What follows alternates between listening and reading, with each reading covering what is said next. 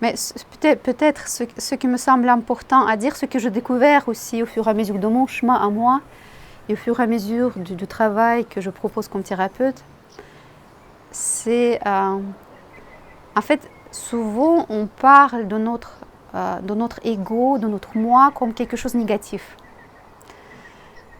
Et personnellement, je pense que c'est pas très juste. Ce que je vois est que, en fait, nous avons besoin de notre moi. Notre en fait, moi qui peut être égotique évidemment, mais après le moi-même, en fait c'est notre structure. C'est notre structure intérieure et essentiel, c'est pas se débarrasser du moi, parce qu'on ne peut pas se débarrasser du moi vraiment.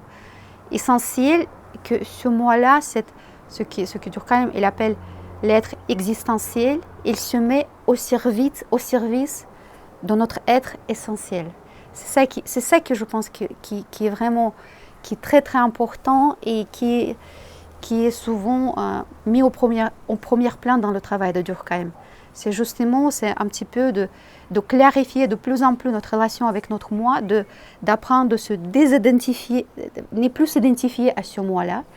Parce que le problème, c'est qu'on s'identifie avec toutes ces casquettes qu'on porte. Je suis pas thérapeute, je suis la mère de la famille, en fait, on s'identifie.